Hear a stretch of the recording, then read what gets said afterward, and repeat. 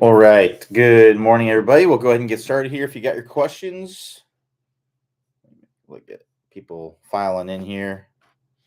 For some reason, the video wasn't updated on there. It was updated before. I'm not sure how it got switched to February 21st, but it did. But should be good now. Just wait for some people to start filing in here. Sorry about the issue. Hopefully, things will work seamlessly today. Been having a little bit of issue ever since we kind of changed the page. I don't know if it has anything to do with it. So we put the page back to what it was before. That might have been why it said February 21st, because maybe it was switched back to what it was before we made the changes. Just give a few more moments here to let people kind of come in, and then we'll get started with the first questions.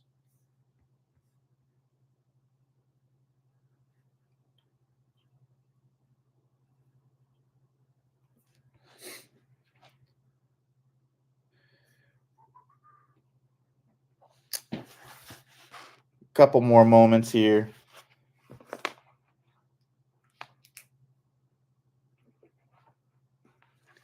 And then we will get started. All right, I think that's enough time to give everybody a chance to get in here. So we'll go ahead and get started here with the first question. Looks like it is from Greg T. So Greg T says, "Hey Q, I bought a new 3 and 5 wood, but mistakenly got one with a stiff shaft and a regular flex. What are the ball flight characteristics, with a wrong shaft? Also, my swing speed with a driver is around 98 miles per hour. What shaft strength should I use?" So, as far as the characteristics, if you don't have a shaft that works great for you, typically you might have a little bit of trouble controlling the club face, right? So the more flex, the more speed you have, the more you're going to flex a shaft, right? So the more you flex a shaft, the harder it is to kind of control the club face. You might get a little bit more speed because you might get a little bit more of that whip through contact, but you're gonna may have a little bit of a harder time controlling the club face. And then if you have a shaft that's maybe a little bit too strong for you, then you may lose a little bit of speed because you're not going to get any not as much whip through contact, and you may tend to get the face a little bit too closed with it as well. And then as far as what shaft should you have, it's not as simple. I wish it was. Trust me, it's not as simple as I swing X amount miles per hour. This is the strength of shaft you should have. It's a little bit more complicated than that because there's the length of shaft that has a role in it. There's the weight of the shaft. There's the swing weight of the shaft, which is different than the actual weight of the shaft. Swing weight is the balance point, basically, of the shaft, or of the club in general. And then, there's just lots of characteristics there that go into it. Club head speed plays a role. I would say generally, if you're probably at 98 miles an hour, you're probably going to be around a stiff to regular flex shaft. But it really just depends. Fun fact here, a lot of the long drive guys, they actually use like ladies flex or like a senior flex kind of shaft or regular flex shafts because now those guys have the most club head speed, right? They're swinging 150 plus miles an hour with the driver, which is absolutely insane. But they're trying to get as much speed as possible. They're not all about accuracy necessarily. They're obviously they need some accuracy because they need to hit one in the grid to qualify, right? But they're trying to get as much speed as possible. So it's not always as simple as I swing this speed. This is what I need. What I always recommend, if you want to truly know what you need, I would recommend getting professionally fitted. Go someplace that's going to get you on a launch monitor, and they're going to be able to see, okay, this shaft you did this with, this shaft you did this with. You can kind of compare and contrast the numbers and get kind of what you're needing there. It's unfortunately not as simple. The other thing to consider here is that one company's regular flex shaft could be stiffer than another company's stiff flex shaft, right? So, that kind of complicates it as well. So, if you want to know what shaft you really need, unfortunately, you just have to get a professionally fitted. But generally, I would say regular flex to stiff flex for a 98 miles per hour swing. Like if you had to say, hey, put money on it, like what you would say, I would say probably a stiff flex. All right, let's keep going here. So Dan A says, hey Q, I started taking video of my golf swing and I noticed that I can't stay in posture in the backswing. My head keeps going up even though it doesn't feel like it. I'm trying to have a faster backswing to create momentum and club head speed. Any tips to stay in posture while taking a backswing? So it's okay to move up a little bit. If you're kind of moving up a little bit, that's totally fine. Typically, the only time that I see it's an issue with coming out of the posture in the backswing is when we're too bent over in address to begin with. So I would just make sure you're not really, really kind of bent over like this, because if you're really, really bent over like this, you got your hips really pushed back, you're going to tend to stand up to get into a more athletic position, right? So that would be kind of the one thing I would look at. So for driver, what I like, let me grab for posture. And this is just a generalization. This is not set in stone. This is not like you have to set up this way. I would kind of start here, and then you can stand a little bit farther or closer to the ball, or have a little bit more bent over, or stand a little bit taller, depending on what works best for you. So generally speaking, what I would have you do is I just have you kind of relax your shoulders, relax your arms, and then we're just going to get a little bit of flex in the knees just to get us into a nice athletic position. Basically, what we're doing is we're just dropping our hips just a little bit to get into a more athletic position. Generally, what that does is that puts your kneecaps right over the balls of your feet. So again, I just get a little bit of flex in my knees with my relaxed shoulders. And then what I'm going to do is I'm going to push my hips back and my chest forward as I maintain even pressure from heel to toe, right? So I don't want to push my hips way back, right? And then I'm going to get too much in my heels, right? And I don't want to push my chest too much forward and not my hips enough back because I'm going to get too much in my toes.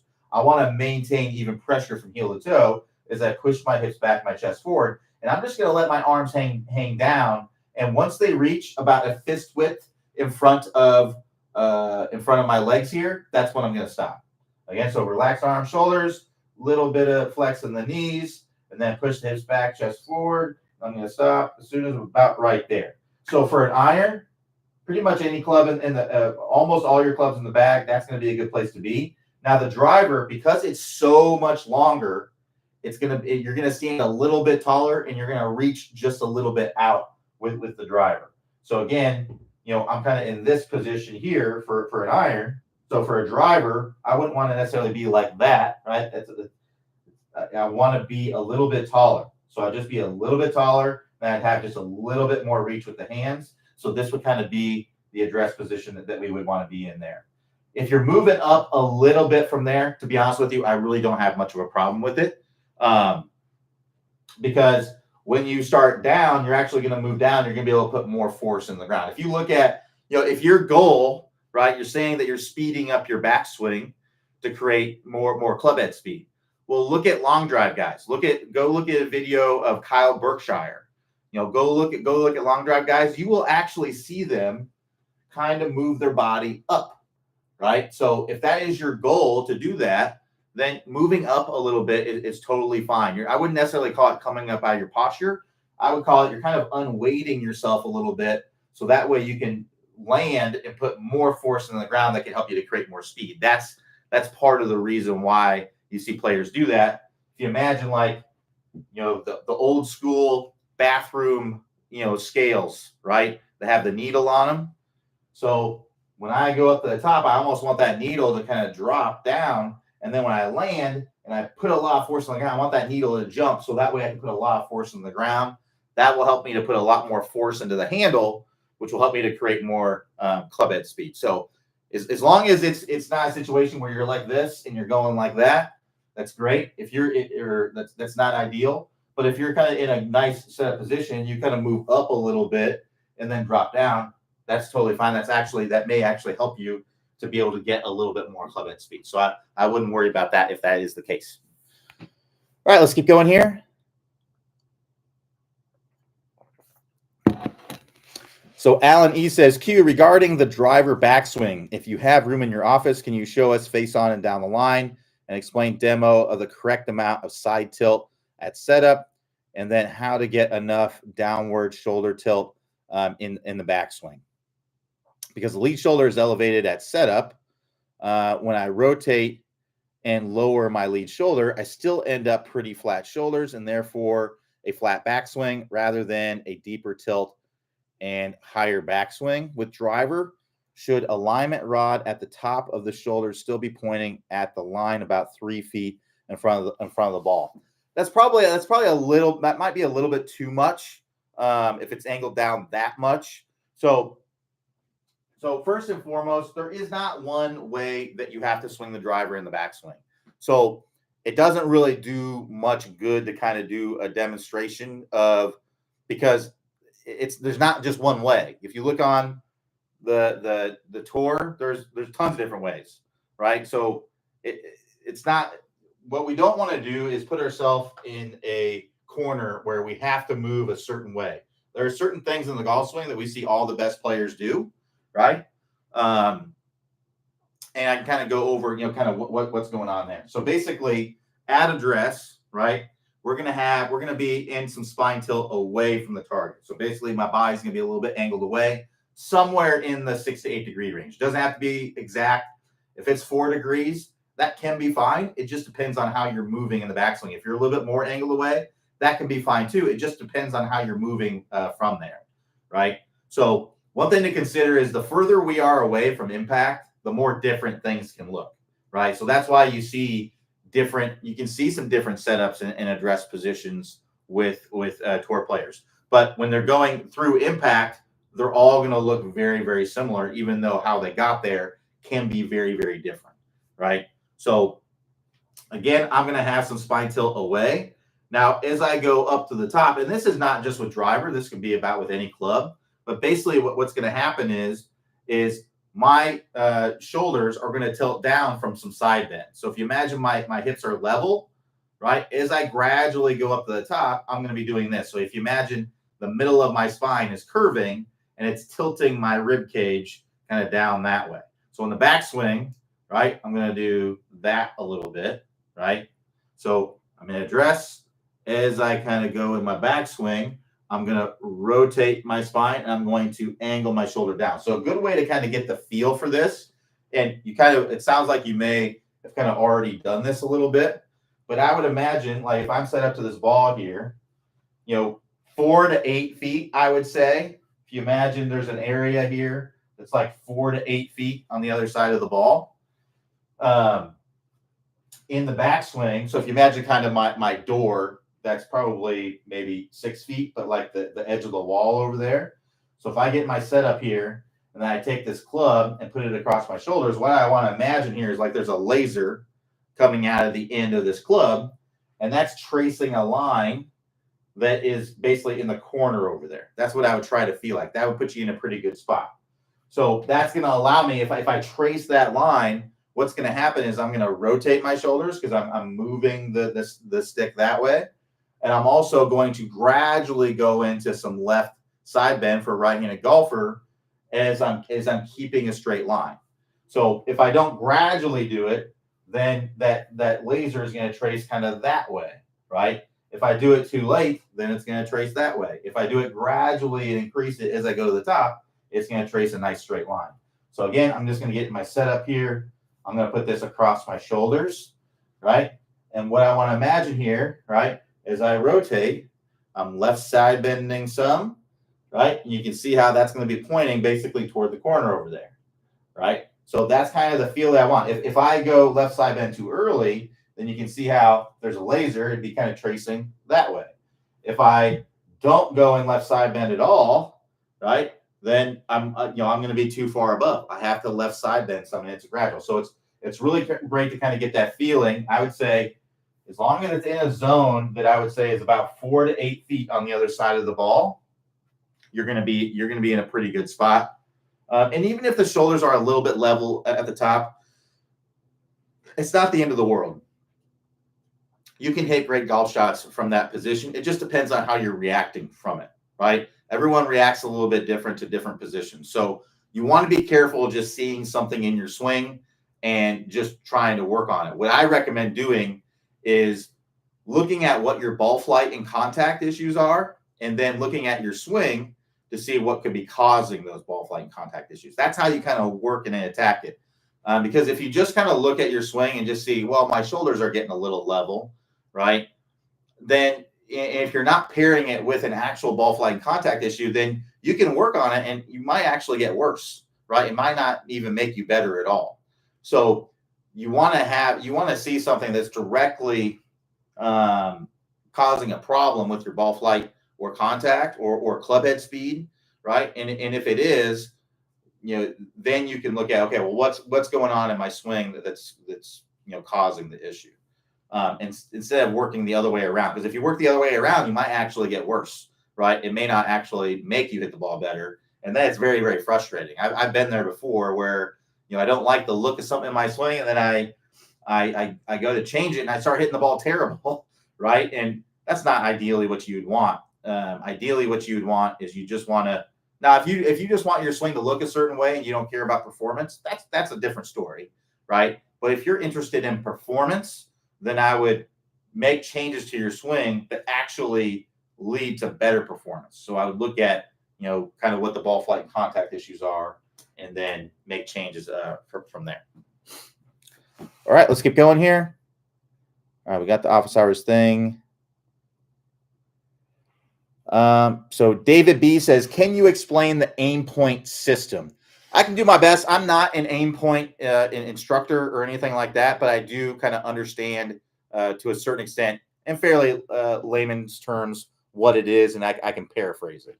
So basically, what you do is you will assign a grade to whatever you're feeling like in your feet. So if you notice, let's say, this is the hole that I'm going to, right? You'll see, let's say the ball's right here. You will see a player kind of stand behind it, get their feet kind of wide and then try to feel in their feet. They're trying to feel the slope. And then they might step, kind of straddle the line, kind of step here. They might step here, kind of around the hole. There's actually been a little bit of controversy about that lately, with Lucas Glover's comments about it. To be honest with you, I'm not a big fan of it either, the aim point thing. I think there are some benefits to it. But yeah, I'm not a big fan of people walking around the hole and all that. Toward the end of the day, that can be a little bit rough. And for some people, I do think it does take a little bit longer than others. But I kind of read greens with my feet as well, but I don't really assign a grade. I just kind of do feel. So basically, I think the grades are 1, 2, 3, or 4. So you're basically you're assigning a grade to the slope. And then based on the grade, you're going to use that amount of fingers. So let's say I stand here and I say, okay, and I think the average is like 2. So typically, if you're feeling a break and you're not really sure if it's like a 1 or a 2 or a 2 or a 3, I think they typically tell you to just give it a 2 because that's what the average is. That's going to be your best bet. So basically, let's say I stand here and I say, hey, this is a 2. It's a left to right putt. It's a 2. So this is where I get a little bit confused with it, and I don't know exactly what it is. But basically, what you'll do is you'll use 2 fingers like this, and I don't know exactly if you like put it on the edge of the hole and you kind of start it. You would aim, your start line would kind of be on the outside finger, or if it's in the middle of the hole, or you do that. I also don't know how close you need to have your hand, because I can stand like this, and that's a much bigger, start line, or I could be like this, and that's a much smaller one, right? And I can stand here, or I can stand back here. So, that's where it gets a little bit, fuzzy to me. Here's what I like about aim point. What I like about it is it gets you to start reading greens with your feet a little bit. Because I think that most people are just they're doing the thing where you just kind of get down low and look at the line. And I think you should do that as well. But I actually started reading greens a lot better when I started using my feet as well. Because I saw the aim point thing in the beginning. I bought the Aim Point Express DVD because I was, I was curious about it. I watched it. So what I'm telling you here is just like the Aim Point Express DVD. I had questions though, right? So, yeah, basically my questions would be like, okay, how far do I put my hand? Where am I actually supposed to stand? Because maybe I missed it in the DVD. It's been a long time since I've watched it, but they didn't really address that, right? And if you have like a double breaker, that wasn't really addressed in it either. But that's basically what it is. You assign a grade to it, and then you have to train yourself to be able to assign it. So you might be asking, well, how do you know if it's a 1, 2, 3, or 4 or whatever? So basically, the way that what they tell you to kind of train it, there's actually apps you can get on your phone as well. But basically, you can get like a digital level that will assign a grade, and it will tell you it's a 1. So what you can do is you can put the level down and then kind of train yourself. Be like, okay, I think this is a 1, and then you step back and you can look at it and be like, okay, was that a 1 or was it a 2? And then let's say you stand over it and you think it's a 1, and then you look down and you see it's actually a 2. Well, then okay, I'm under valuing the grade a little bit. So then you go to another one, like, okay, this one actually feels like a little bit more break. This one might be like a 2.5, right? And then you look at it and then you kind of see, okay, well, that one's a 3. I did a little bit too much. So you just kind of keep going around and getting a good feel for what a 2, a 1, or a 3 or a 4 feels like, and then you go from there. But I can kind of go over how I kind of prefer to read green. So there's actually, aim point, I do think with some people it does slow things down. I don't like the standing around the green, but most of the guys I see don't take super long. I just don't like the standing around the hole too much. And for me, like it was very difficult to get me to, I tried it and used it, and again, I couldn't figure out exactly with the finger thing, so I just couldn't trust it. Now, if I went to an aim point instructor and got my questions answered and figured out exactly how far I put my hand away, where do I stand, and what do I do on double breakers, I might have a different opinion about aim point. But as it stands right now, I'm not a huge fan of it. I've always been a better putter. I'm a much better putter when I'm just kind of reading based on feel. So the way that I like to read a putt is, well, one, as I'm getting up to the green, I'm going to kind of look and see what's going on. Right, I'm going to kind of look around and see. Sorry, I'm just going to make sure that I'm all set here. So I'm going to kind of look around and see exactly, what the slopes are and everything from a distance. And then when I get up to the green, right, I'm going to mark my ball. I'm going to get behind it about 10, 20 feet, and I'm going to get low and try to see what I can see as far as the slope from the ball to the hole, right? And then what I like to do is I like to walk kind of around my line. I walk around the hole. So I'm not standing like on top of the hole or anything like that. So on shorter putts, this isn't as big of a deal, but on longer putts, I think you really need to walk around the hole for several reasons. One is to get a feel for how long the putt is. I don't know if you've ever had a putt where, it's a really long putt and then, you leave it way short and then you walk up to it and then you realize, oh man, this is uphill. It's a lot longer of a putt than what I actually felt like, right? Something like that. So, that can cause a little bit of issue. So basically what I would do is I'm gathering in information, right? I got behind it. I looked at it from a distance. I got behind it and looked at it to try to get low to kind of see the slope. Now I'm walking around it. When I'm walking around it, I want to feel in my feet. Am I walking uphill? Am I walking downhill? Is it left to right? Is it right to left? And also I'm looking at kind of the line of the putt because you can fix ball marks and spike marks and get any debris out of the way or anything like that. And I'm also looking at the hole to kind of check the grain. So basically, typically, especially on like Bermuda greens, you're going to have a rougher side of the hole and you're going to have a side of the hole that's kind of smoother, with the grass. So the rougher side, that's the direction the grain is going. So if the hole is like this, let's say that my left hand is the rougher side and my right hand is the smooth side. The grain would be going that way. Now, in my experience, cross grain I haven't found that makes that much of a difference. Where I've seen that it makes some difference is when it's downhill and uphill. And this is going to make more of a difference with slower and faster greens. With faster greens, grain doesn't make as much of a difference. Slower greens, it'll make more of a difference. But for example, let's say it's a cross grain, it's a left to right cross grain, and you have a left to right putt. I haven't found in my experience that it really makes it move more left to right. But what I have found is, let's say you have an uphill putt and it's into the grain. That putt is going to be much, much slower than what you think because you're just going against the grain the whole way, right? And if you have a putt that's downhill and with the grain, that putt is going to generally be kind of lightning fast, right? You might be careful not to kind of blow that by the hole. So that's kind of what I have found. Like cross grain doesn't make as much of a difference, but with the grain and against the grain tends to make more difference. So like I said, I'm walking around the hole, and then once I kind of walk around the hole, I'm also taking in what's the wind like.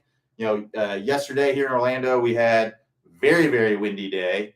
If you're playing on fast greens, or even if you're kind of on slow greens, and you got a super windy day, it's like 20 miles an hour. That's gonna affect the ball a little bit, right? So you got to play that into a factor because it can make a putt slower. So if you're putting into the wind, it can definitely make a putt slower. With the wind, it can make it faster. It can also make a putt break more, break less, and things like that. So I'm taking in that information. You're taking in how soft the greens are, and are they wet, they dry, all that sort of thing. So once I've done that, I'm going to just play a picture in my mind of what I think the putt is going to do. So it's all feel for me. That's what I like, and I have found that kind of works the best. So I just kind of see the break, and then I will get over it, and I will try to kind of line my body up with what I'm seeing.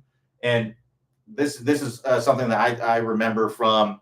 It was like a clinic that Tiger did a long time ago, where his dad was kind of teaching him how to putt. And one thing that really stuck with me from that is he said, "Putt to the picture," right? So that's exactly kind of what I'm talking about. I'm talking about having a visualization in my mind of what the putt's going to do, and I'm getting over it, and I'm just going to putt to the picture that's in my mind. I'm going to try to match that exact same picture. Now, is it always going to be right? Of course not. It's not always going to be right. But if you practice it, you're going to be, hopefully you can be right more often than not. So that's what I typically recommend doing. I will tell you one rule that I would like them to get rid of is the line on the ball. Or one rule that I think that they should enforce is not allowing you to have a line on the ball to line up the putt.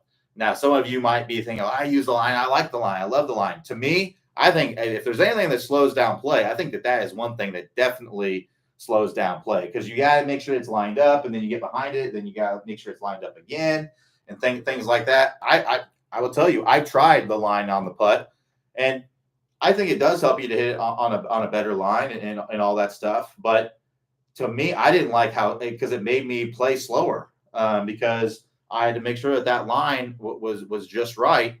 And if it wasn't, I would have to adjust it and then try to get it just right and things like that. So that's something that I absolutely think that they should not allow you to have the line on the ball to line up the putts, because I think that definitely slows down play. And, I like it, but I just don't like how slow it makes you play. That to me is more of a worse thing than aim point. I don't mind aim point. I just don't like people standing around the hole. That's the only thing I don't really like, because, like I said, when I've seen people use aim point, most people I've seen use it, they're not taking any more time to read the putt than someone who's not. But that's just kind of what I've observed. I haven't actually got the stopwatch out and timed anybody or anything. All right, let's keep going here.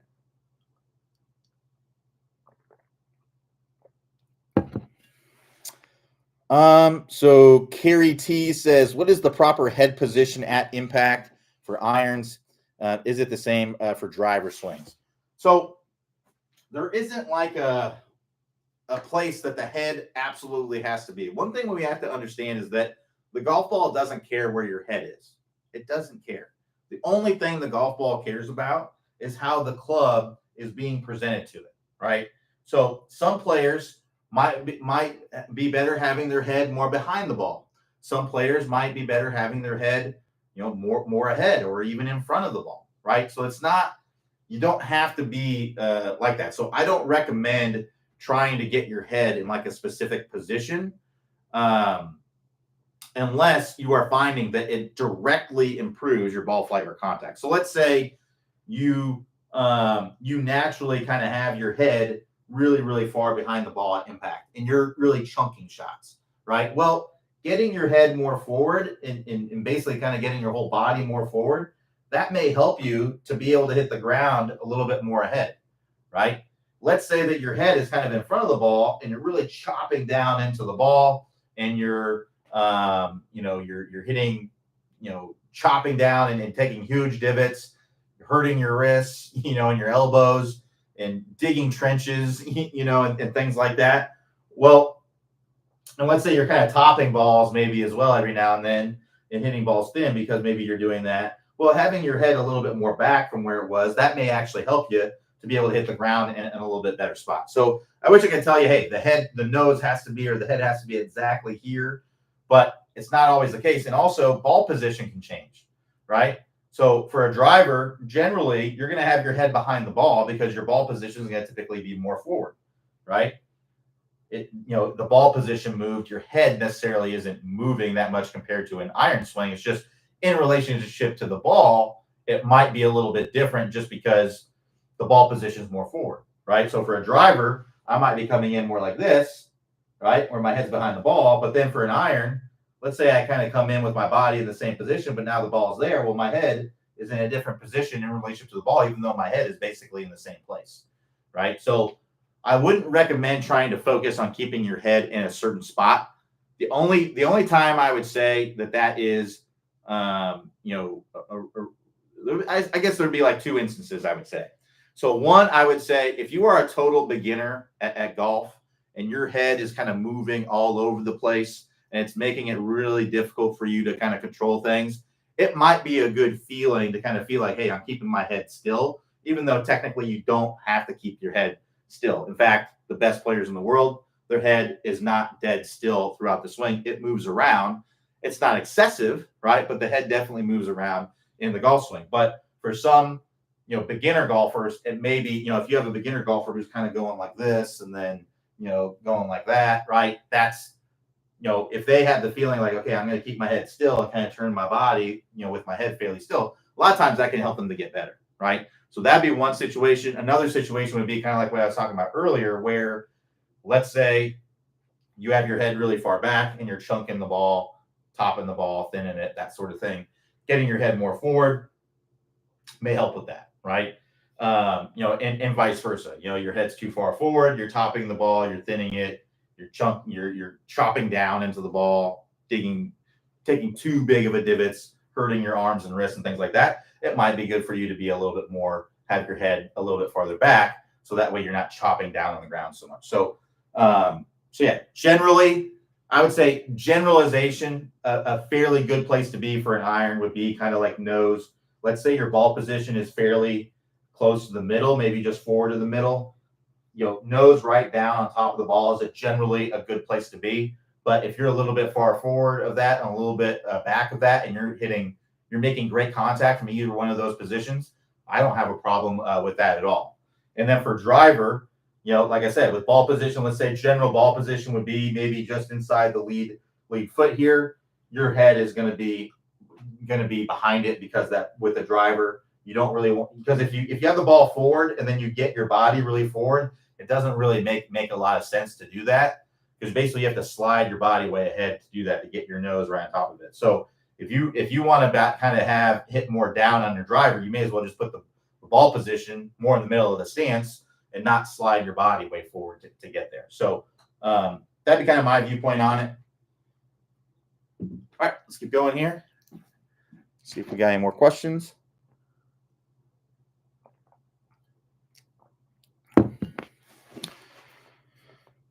Keep scrolling here. All right, so looks like that is all the questions so far. So keep the questions coming. If you got them, I'll stay on here till about noon. So it's about 11:36 or so right now. So we got about 24 minutes-ish. If you have some more questions. So while you guys are coming up with questions, let me see if there are some cool questions from earlier that we can talk about.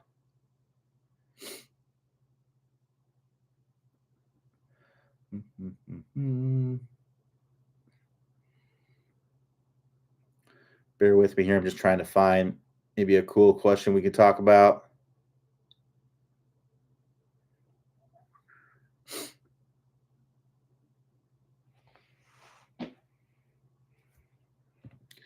Mm.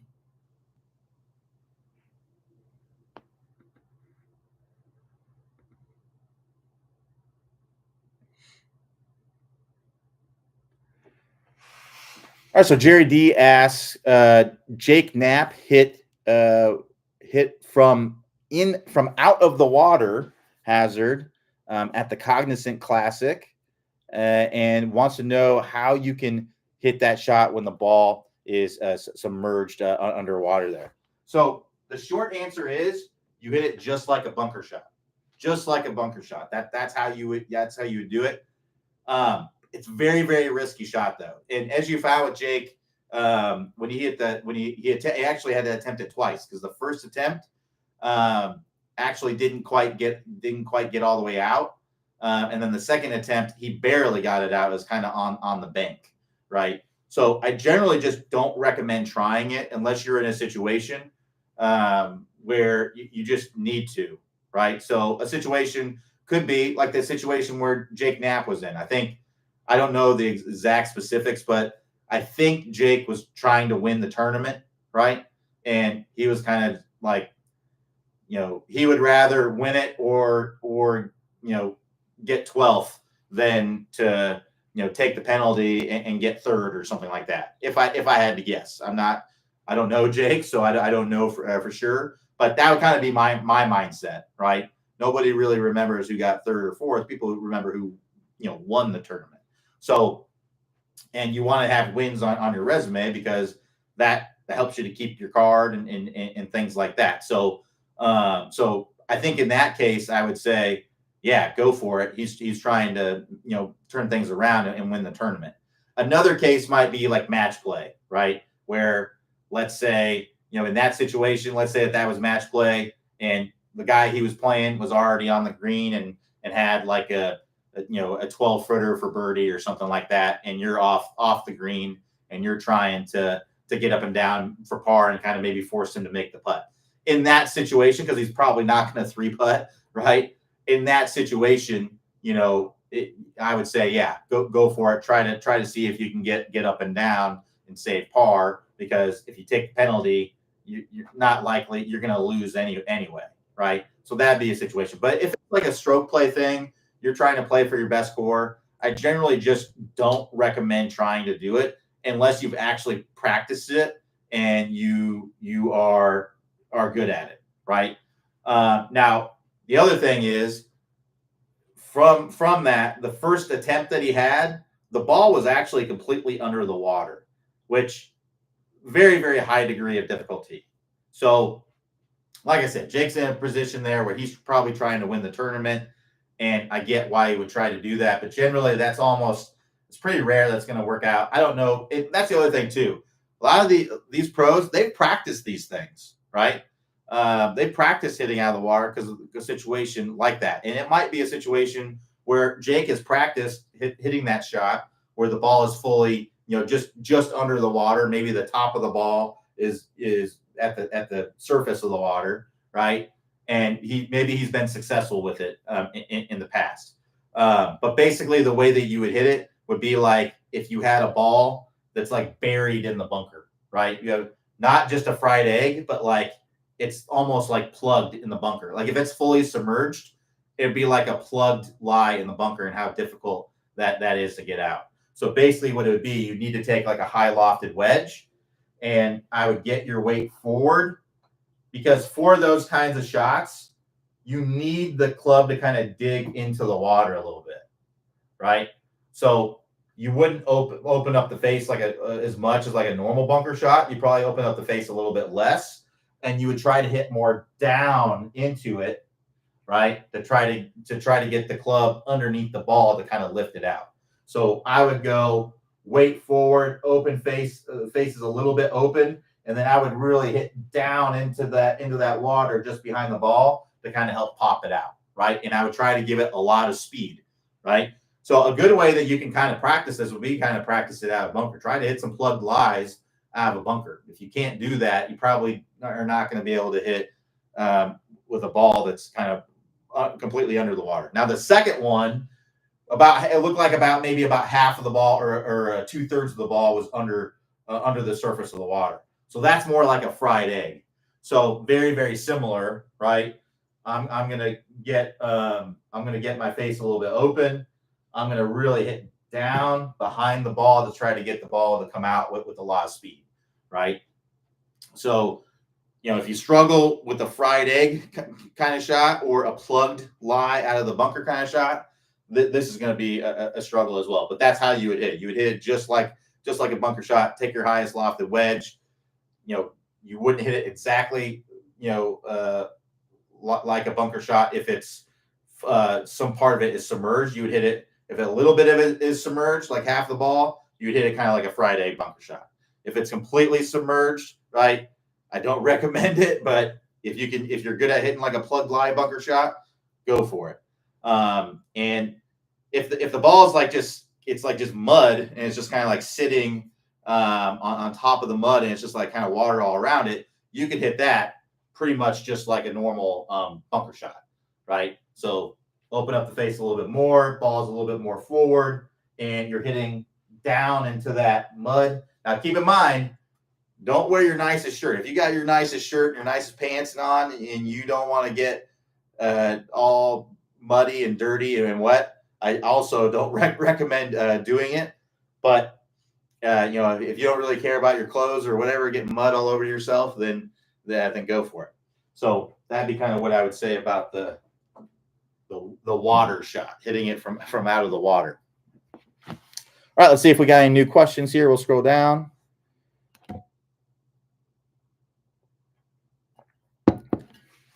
All right, so David B says, when practicing putting on tight carpet, what drill would you recommend? I can tell you 5 things I did at work this week. I can tell you. So, I mean, to be honest with you, you can do about any drill. I mean, just like anything on the green, you could do. So I kind of go over a couple drills that I kind of like. You could do like a start line drill. So this is actually good. So this is like just like a piece of aluminum. I can actually read it. It's still got the tag on here. So flat bar, 1/8 inch thick, 1.5 inches wide by 48 inches. I think I got this at Home Depot. But basically, you can use like a ruler or like a yardstick or something like that as well. But basically, you just put this down. This kind of helps you with start line. So basically, you would put the ball on it. I put the ball on here on the end. And then I'm just really focusing on, getting the ball. Now it's all warped, I think, so I don't know if it even worked right now. But basically, I get the ball on here. And then I'm just trying to get this ball. And I would actually putt it kind of slow. Because if you putt it really, really fast, it's not as good. But I would almost try to feel like I'm putting it really, really slow. And so you can see that kind of fell off right there. And I don't know if that's because I pulled it a little bit, or if it's because it's a little bit warped. But this is a good way to kind of help you work on start line. All right, so that's a very simple drill that you can do there to help with that. So there we go. That one was pretty good. So nice and slow, stayed on there the whole time. So that really, really helps you with the start line. I really like that drill. That's something I do in here sometimes. Like if I have a day where those makeable putts, right? The ones that are like 4 to 8 feet, right? That they can make or break around, right? If you're making all your 4 to 8 footers, right? You probably have several of them in a round. So for me, if I find like I'm not starting it on the right line, I might do that drill a little bit. You can also do a gate drill. So very, very simple. The way that would work is you can take 3 balls and 2 of them would be the gate, and then the third one would be the ball that you're actually going to hit. So basically, you just take those 2 balls and give yourself, about, maybe about a quarter inch or less. You can start out with that on each side, and then have the ball in the middle between those. And basically what I'd be working on, right, is hitting that middle ball without hitting the other two balls. So that what that's saying is that I'm hitting the ball in the middle of the face, right? So if I were to come through, let's say I do it again, I get this in between here, and let's say I do this again, right? And let's say I hit this inside ball here. So see how I hit that inside ball? That's an indication I hit the putt off the toe, right? So when you hit putts off the toe, you're going to hit them shorter because you're not transferring as much energy to the ball. And then also what can happen is you might miss a little bit right of your line because the face may twist slightly open with that. And then if I hit the outside ball, that would be considered, I would hit it a little bit too much toward the heel, right? And then again, that's not going to go as far, right? Because my face is twisting. It's not going to transfer as much energy to the ball. And then it's also might go a little bit left than what I intended, right? Had I hit it in the middle of the face. So a simple gate drill is good. And these aren't specific drills just to hitting off carpet. These are drills that you can do on carpet, on anything, right? So that's another one that you can do. Another one I like is basically like a simple like speed control drill. So the way that would work is I would have, use as much room as you can. But if you had, 15, 20 feet, that'd be fantastic. But basically what I'd have an object ball that you'd be hitting at. And then I would just have kind of a point like back here where it'd be like a start point. You can put another ball there. And basically it would just be about, okay, I'm going to try to putt this as close to that ball as you possibly can without going past it, right? And direction, it plays no role. This is all just about speed control, right? So again, I'm going to try to putt it to that ball. And again, if it's a little right or left of it, that's totally fine. That's not what the goal of this drill. The goal of this drill is to control your speed, right? So I'm just going to try to hit it as close to that ball as I can without going past it. Not my best effort, but got within a foot of it, but didn't go past it, right? So now I'm going to take the ball I just hit to, and I'm going to roll this back, and now I'm going to try to put this ball to that ball without going past it. Again, direction does not matter. I'm just trying to get it. Again, not the best effort there. I'm like leaving them a foot short every time. So again, I'm going to take that ball I just putt to. I think you guys are getting the idea. But I'm just going to try to putt as many balls as I can without going past it. So didn't go past it at least. And if you hit the ball, that's a failure, right? So thankfully that one was a little bit to the right of it, but did not go past it. So that's about as good as you can do on the last one after two, not the greatest effort. So I've gotten three now. This is my fourth. That one I was a little tentative because I was a little worried to go past it. So that was the fifth, or that was the fourth there. Now I'm going to putt the fifth. All right. And I'm just trying to get it as close as I can. And then I tapped it. All right. So that's the end. Right. So I got up to, I think, 4 or 5 successful attempts there. Well, that's my score. All right. Well, now I'm going to do the drill again. Right. And I'm just going to try to beat my score. Right. And I'm telling you, you can get to where you get some really high numbers. You're really going to have some nice. It's basically training speed control, helping you to train feel for how hard to hit the ball to make it go a certain distance. So the ladder drill is basically what that's called the ladder drill, and that's one that I know Jordan Spieth does. I've seen him do it. And then we have a start line drill with the ruler. That's a great drill to do, kind of help you get the right start line. We have a gate drill that we can basically do. And it doesn't have to be golf balls. You can take, boxes from sleeve balls. You can take anything. You just want something to create a gate that if you hit it, you know that you're hitting it off center. So that's to hit it in the sweet spot. And really, I mean, if you can do those drills, you're going to be great. Now, putting comes down to hitting on the right line at the right speed and with the correct read. And then you want to have the mentality, which would be kind of the fourth piece, that you want to have the proper mentality, meaning, the way you're kind of going about putting, like you think you're going to make every single one, but you understand that you're not, right? And when you don't make it, you don't let that affect the next one. You still feel like you're going to make the next one. The other thing is like kind of understanding, like at a certain point, what are we going for here? What's the goal? So if we have like a putt that's 30 feet, the goal isn't necessarily to make it, right? The goal is to not essentially not two putt, right? That's a goal. Three putt avoidance is kind of what you're going for there. So the reason why I say that is that there's the old saying of you miss 100% of the putts that you leave short, which is factually correct, right? But you don't want to have that mentality on long putts, because let's say you have a 30 footer and it's like, hey, I'm making sure I don't leave this short. Well, then what's likely going to happen is you're going to have putts that, if all the putts are getting to the hole on those long putts, you're going to have some putts that go 6-7 feet by the hole, and that's not a tap in, right?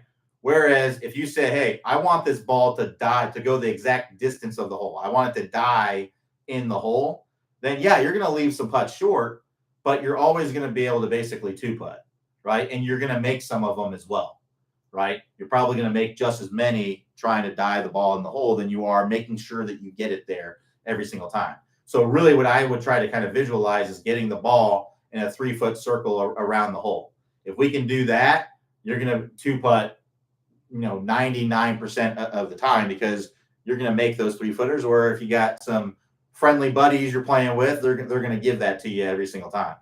But if you have the mentality that, hey, I'm going to roll it, I'm going to make sure I get it there, you're going to end up with more 3 putts and probably just as many makes, and overall more putts, because that's not really the mentality you want to have with, like, when you're trying to make a lag putt. So when you're attempting a lag putt. So that's kind of the mindset you want to have. All right, let's keep going here.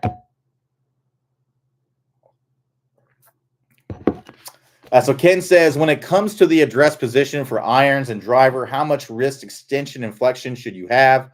It looks like most pros have their wrists extended quite a bit at address for both irons and drivers. So again, this is like one of those things where in the grand scheme of things, it just doesn't really matter that much. The ball doesn't care how extended or flexed your wrist are at address. It only cares about where you are at impact. So, what I would generally say is get into a comfortable address position that allows you to get into the best impact position, right? So if you're someone who likes to have your hands way ahead like this, and that allows you to get a great impact position, then do that. I don't have any issue with that, right? If you set up like this and you get into a great impact position, again, I don't have any issue with that. Here's what I generally see. The stronger your grip is, the more comfortable you're going to be having your hands more ahead, right? The weaker your grip is, the more comfortable you're typically going to be having your hands having the shaft kind of more straight up and down.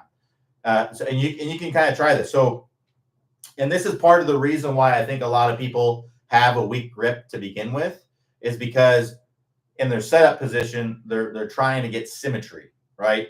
So if I set up like this, you can kind of see my legs are the same angle, my body's straight up and down, the shaft's straight up and down. It's other than my hand, my trail of hand being lower on the club, I'm basically like perfectly symmetrical here, right? But if I have the club right here in the middle of my body, I'm going to be most comfortable having a weak grip. And that's a problem, I think, for a lot of golfers, because in order for you to get into a really great impact position, like a high level player, if you have a weak grip, you have to bow your wrist. And that is a very difficult thing to do for the overwhelming majority of golfers. So I just don't recommend doing it, because you don't have to do it, right? So, and the reason why it's very difficult to do, in my opinion, is because when you bow your wrist, you can't put as much force into the handle, and it's going to feel weaker if you do that, right? So, and you can kind of test this yourself. So go ahead and take your lead hand, and I want you to make a fist and clench that fist as tight as you possibly can. Well, naturally, I think what everyone's going to do is they're going to have a pretty neutral kind of flat wrist like this, right? I've never seen anyone clench a fist as much as they possibly can and go like this, you know. Now, if I make my fist and clench it as hard as I can, and then I go to kind of bow my wrist, that's probably as much as I can bow my wrist without having to feel like I have to let off the pressure in my hand, right? And the amount of speed and power I can generate is directly related to how much force I can put into this handle, right? So, like I said, I don't really recommend bowing your wrist, unless you are just really comfortable with a weak grip and bowing the wrist, and you can get into that impact position. So, not to say that you can't. There are high level players that do. There's also an incentive a little bit that you get from bowing the wrist, because bowing the wrist also helps to shallow out the club a little bit. That is a lever. There's lots of ways to shallow out the club. There's lots of levers you can pull to shallow out the club, and bowing the wrist is one of them. But there are lots of other levers that you can pull to do it as well. So there are benefits to bowing the wrist, but I think that the cons for me, and especially for most recreational golfers, most of the time, again, it's dependent from golfer to golfer, the cons generally across most golfers, the cons are going to outweigh the benefits. So now let's imagine now, hey, Q says, a weaker grip is not generally the best thing for most golfers. Let me try a stronger grip. Well, let's say I get my lead hand more on top, my trail hand more under, like this. That's going to be a stronger grip. But let's say I try to retain that symmetry. Well, if I try to have my hands kind of in the middle of my body and that shaft straight up and down like that, this is super uncomfortable, right? My lead arm here, this is all tensed up. And then also my wrist is very uncomfortable in this kind of position, right? So for me, if I have a strong grip and I just kind of relax, and then I get to where I'm in a position where I don't have a lot of tension, I'm just kind of letting my arms hang down with a stronger grip. Well, now look at my hands now. Now my hands are much more ahead because that's a much more comfortable place to be. So like I said, it doesn't really matter on the grand scale of things where your hands are, like they're more back, more forward, more up, more down. It only really matters how you're coming through contact. So I would look at how the club is working through contact. And then if you're going to make changes to where your hands are, I would try to make sure that it's directly related to making what's happening through contact better. Because otherwise, you're just doing something to make it look a certain way, right? You're playing golf swing instead of golf, right? Now, again, it depends on what your goals are. If your goal is to look a certain way and you don't really care about performance, then by all means, just put your hands wherever you feel looks the best and make your swing from there. But if your goal is to have better performance, then it's about finding where your hands need to be to give you the best performance. And it's just not going to be the same for everybody, because some people are going to have weaker grips. Some people are going to have stronger grips. Some people, even if you have a weaker grip, again, let's say I have a weak grip, that doesn't mean I can't set up like this. If you're more comfortable setting up like that, then by all means, do that. That's actually what Bryson does. Bryson has a weak grip, and he kind of sets up like this with his hands more in front. Works pretty darn good for him. And then you look at someone like maybe like a Colin Morikawa, who I think kind of sets up more like this. He has a weak grip as well and sets it up more in front, right? And then you can have someone who has a pretty strong grip, right, and has their hands more in front. I'm trying to think. I know Brendan Steele has a strong grip, and he has his hands kind of like this. Now, to me, that's very uncomfortable. But Brendan Steele's a PGA veteran, right? It works pretty darn good for him. I wish I could play golf as good as Brendan Steele. So again, there's lots of ways to do it. I would try not to get yourself in a corner of I have to be set up a certain way. And that's kind of what top speed golf is all about. Top speed golf is all about the things that matter the most in the golf swing. So if you notice in the top speed golf system, Clay is not talking about, hey, your hands have to be here. Really what he's talking about is, hey, I want your spine angle to kind of be more angled away like this, because when you look at, there's basically no players that are set up like this, right? But I see a lot of recreational golfers that are set up like that, right? All the best players are kind of set up like this, where we're a little bit angled away. Now, there's varying degrees. Some players are more angled away than others, but everyone is basically angled away at address, and then has some amount angled away at the top, right? So those are kind of the things that if you're just kind of pinpointing things like, hey, I want to just look at my swing and have those things going on, the top speed golf system, those are the things that we see all the best players doing, every single one of them. So if you're just picking like a technique, those would be the things that I would look at. Everything else is kind of like there is some wiggle room there where you can kind of do what works best for you, and that's what I would try to achieve. All right, we'll go ahead and wrap it up right there. Thank you so much, everyone, for joining me. We'll be back next week, Monday, 5 p.m. Eastern Time. Everybody have a great weekend, and I will talk to y'all next time.